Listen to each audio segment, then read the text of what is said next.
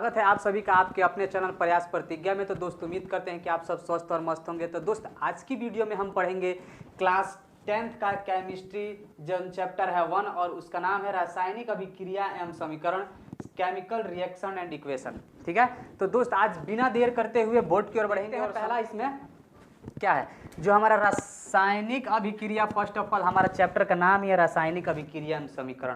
तो पहले हम रासायनिक अभिक्रिया समझते हैं कि रासायनिक अभिक्रिया होता क्या है। ठीक है, तो देखिए रासायनिक अभिक्रिया किसे कहते हैं, यानी कि रासायनिक अभिक्रिया वह पदार्थ है जो दो या दो से अधिक पदार्थ मिलकर नए गुणों वाले धर्म का पदार्थ का निर्माण करता है। आ रहा है बात समझ में? यानी कि रासायनिक अभिक्रिया वह पदार्थ है जो दो या दो से अधिक, जैसे कि फॉर एग्जाम्पल मान लेते हैं, यहाँ पर देखिए एग्जाम्पल है, एक है H2 और एक है O2।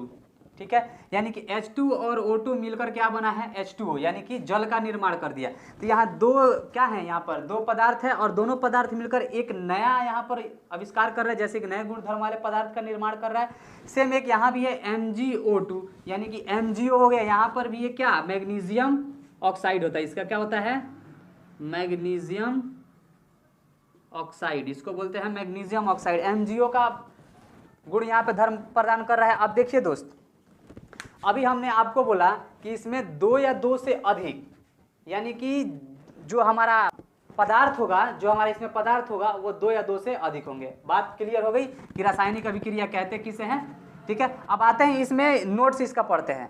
नोट्स इसमें लिखा हुआ है कि अगर एक बार रासायनिक अभिक्रिया हो गया तो दोबारा उसे पलट नहीं सकते। आ रहा है बात समझ में? क्या बोल रहा है कि मतलब एक बार कोई रासायनिक अभिक्रिया हम कर देते हैं तो फिर दोबारा उसको उसी रूप में लाना असंभव है। फॉर एग्जाम्पल जैसे कि मान लेते हैं, यहाँ पर उदाहरण आपका दिया हुआ है भोजन का पकना, सॉरी यहाँ गलती से पानी लिखा गया है, भोजन का पकना। ठीक, और एक होता है दूध से दही बनना, एक होता है कागज का जलना। तो दोस्त आपसे हम पूछे कि अगर जैसे हमारा दूध हो गया, ठीक है, दूध से जब दही बन गया तो वापस आप दही से दूध बना लीजिएगा, नहीं बनेगा। ठीक, तो क्या हो गया केमिकल रिएक्शन हो गया उसके साथ। आगे बात समझ में? कागज है, कागज का जलना, अगर किसी कागज को हम जला देते हैं और फिर दोबारा समझे कि उसको कागज बना दे तो कागज बनेगा, नहीं बनेगा, क्योंकि उसके साथ केमिकल रिएक्शन हो चुका है। आ रहा है बात समझ में कि केमिकल रिएक्शन होता क्या है। ठीक है, तो यहाँ उदाहरण से आपको स्पष्ट अब समझ में आ गया होगा कि भोजन का पकना जो होता है, इसको हमेशा याद रखिएगा नोट्स को। अगर एक बार रासायनिक अभिक्रिया हो गया तो दोबारा पलटा नहीं, हमने पढ़ा। अब यहाँ देखते हैं, यहाँ पर हमारा अगला टॉपिक क्या है, रासायनिक अभिक्रिया के दौरान होने वाला परिवर्तन, यानी कि जो हमारा रासायनिक अभिक्रिया है उसके द्वारा जो परिवर्तन होता है, यानी किस किस चीज़ में परिवर्तन होता है। और एक बात दोस्त आपको बता दें कि जो परिवर्तन होता है, जैसे कि मान लेते हैं परिवर्तन का मतलब क्या होता है, जैसे कि कोई चीज़ ठोस में है, अगर उसे हम गर्म करते हैं तो हो सकता है लिक्विड में भी हो सकता है। कोई चीज़ लिक्विड में है, अगर उसे हम गर्म करते हैं तो वो शायद गैस में भी बन सकता है। ठीक, तो वही किस किस चीज़ में परिवर्तन, देखिए तापमान में परिवर्तन होता है, जो किसी भी मतलब चीज़ का तापमान होता है उसमें क्या होगा परिवर्तन होगा। ठीक, और दूसरा क्या है, इसमें रंग में परिवर्तन होता है। ठीक, तीसरा है गैस का उत्सर्जन होता है, गैस का उसमें क्या होता है उत्सर्जन होता है। आगे बात समझ में? अब देखिए इसमें अगला जो टॉपिक हमारा है क्या है, अभिकारक है। क्या है अभिकारक? अभिकारक होता क्या है पहले इसको जानते हैं। अभिकारक वैसे पदार्थ को कहते हैं जो रासायनिक अभिक्रिया में भाग लेता है। अभी समझ में नहीं आया, अगला देखते हैं। उत्पाद उस पदार्थ को कहते हैं जिसका निर्माण अभिकारकों द्वारा होता है। ये भी नहीं समझ में आया, आइए एग्जाम्पल के माध्यम से समझते हैं, बहुत बेटर समझ में आएगा। ठीक है, अब यहाँ पे हमने बोला क्या कि अभिकारक वैसा पदार्थ को कहते हैं जो रासायनिक अभिक्रिया में भाग लेता है।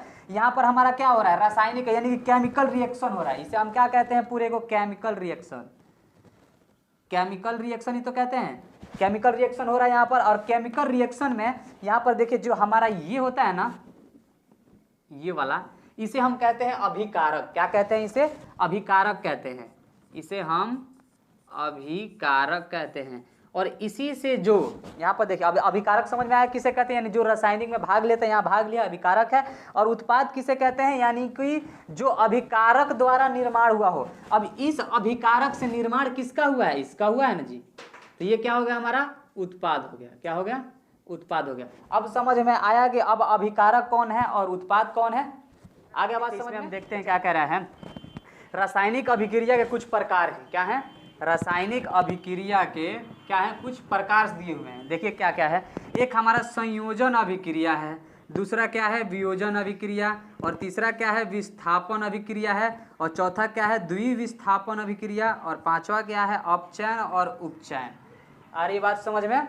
चलिए अब इसमें पहला जो हमारा है संयोजन अभिक्रिया, क्या है संयोजन अभिक्रिया जो है इसको देखते हैं। ठीक है, अब यहाँ देखिए संयोजन अभिक्रिया में होता क्या है, दो या दो से अधिक पदार्थ मिलकर एकल पदार्थ का निर्माण करते हैं, उसे ही क्या कहते हैं संयोजन अभिक्रिया होते हैं।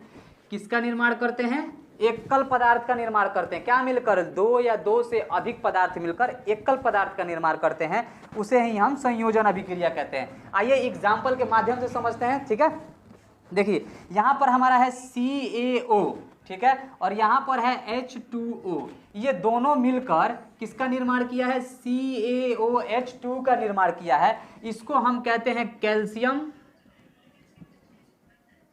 Calcium hydroxide, calcium hydroxide. और एक बात आपको और बता दें, यहाँ से एक आपका 10th का टिकराइट भी मिल गया यहाँ पर। एक कौन सा? ये बुझा हुआ चूना का भी सूत्र है। किसका? बुझा हुआ चूना। अरे बात समझिए, किसका फॉर्मूला है? बुझा हुआ चूना का।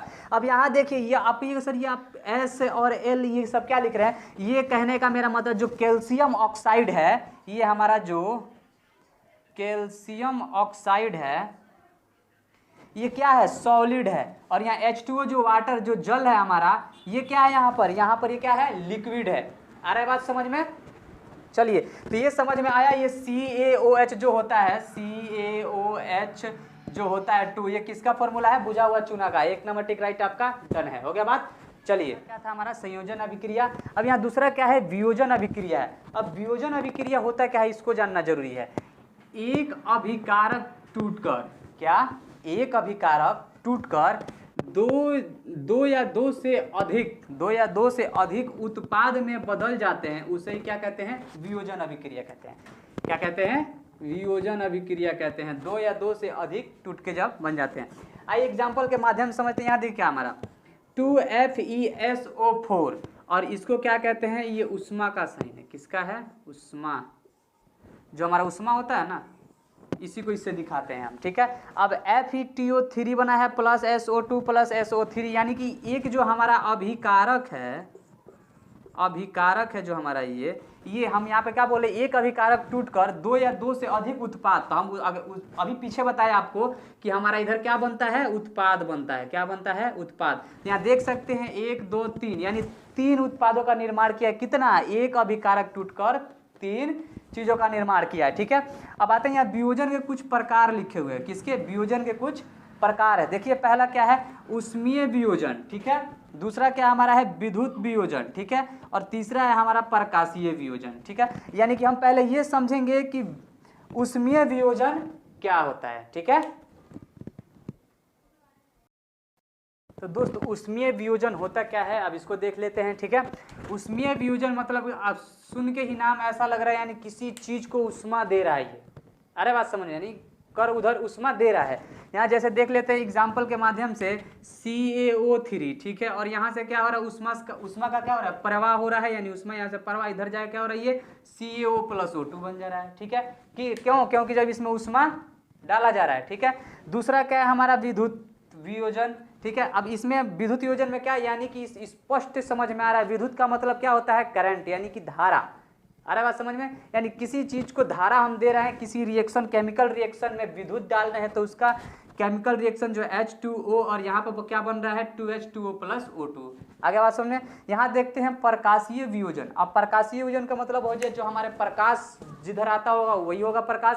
यानी जब सूर्य की जो किरणें होती हैं, जो प्रकाश होता है, उसमें जो अगर किसी चीज को ये क्या कर रहा है?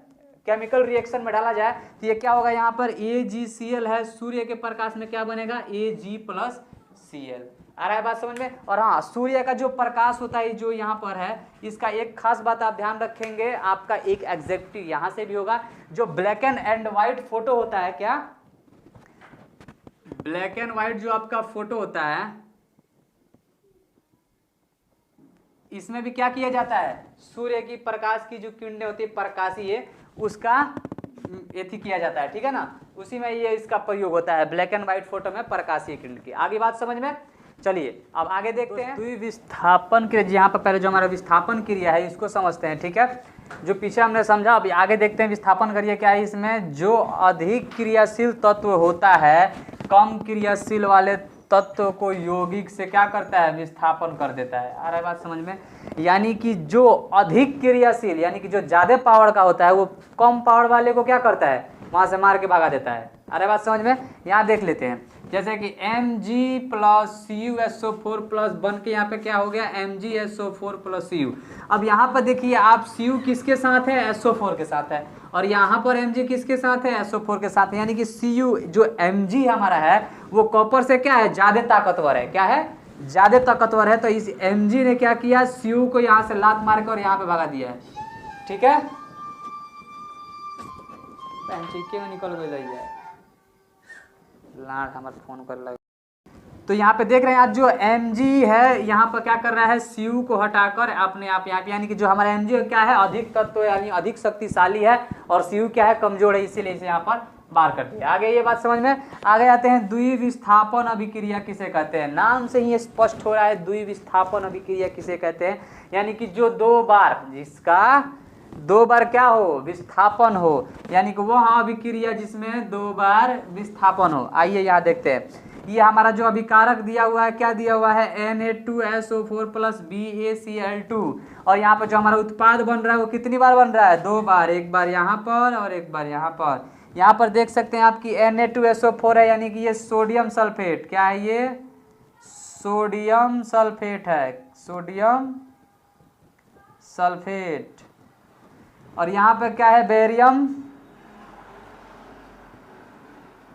Barium carbonate.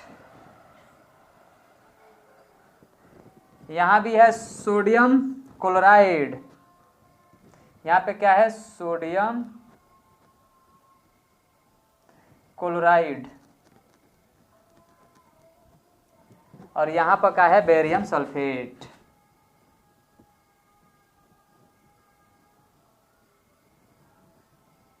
आ रहा है बात समझ में। इसमें देखिए दुई बार विस्थापन हो, यानी कि जो हमारा ये उत्पाद है, यहाँ पर जो हमारा विकारक है, यहाँ पर उत्पाद, उत्पाद कितनी बार हुआ, दो बार। आगे ये बात समझ में। अगला बढ़ते हैं, अगला जो हमारा टॉपिक है अपचयन और उपचयन में, ठीक है। चलिए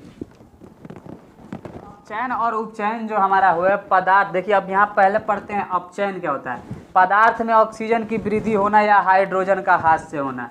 एग्जाम्पल का माध्यम देखते हैं। यहाँ पर C+O2 यानी कि CO2, ये क्या हो गया हमारा, CO2 क्या होता है, कार्बन डाइऑक्साइड होता है। क्या होता है, कार्बन डाइऑक्साइड, ठीक है। और यहाँ आते हैं अब अपचयन पर। अपचयन क्या है, पदार्थ में हाइड्रोजन की वृद्धि तथा ऑक्सीजन का ह्रास से।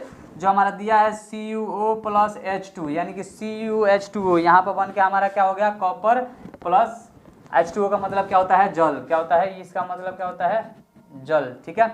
एक दोस्त इसमें आता है Ag। Ag आपका जो होता है, यहाँ बता देते हैं आपको, ये आपका एक एग्जेक्टिव में आता है कि Ag का मतलब पता है क्या होता है, चांदी होता है, चांदी। और चांदी क्या होता है, सॉलिड होता है, यानी कि ठोस। तो दोस्त आज का आपका जो वीडियो क्लास चैप्टर 10th का मतलब क्लास 10th का जो चैप्टर 1 है, क्या है, रासायनिक अभिक्रिया एवं समीकरण, केमिकल रिएक्शन एंड इक्वेशन, तो आज यही समाप्त होता है, ठीक है दोस्त। और उम्मीद करते हैं कि वीडियो आप सबको अच्छे से समझ में आया होगा। अगर नहीं आया होगा तो कोई दिक्कत नहीं मेरे दोस्त, आप इसे फिर दोबारा वीडियो को देख लीजिएगा। अगर आप मेरे इस वीडियो को नए देख रहे हैं तो चैनल को लाइक और सब्सक्राइब करिएगा। नोटिफिकेशन का जो बेल आइकन है उसे दबाइएगा, ताकि हर एक आने वाली वीडियो आपके पास जाती रहे। बाकी सब धन्यवाद।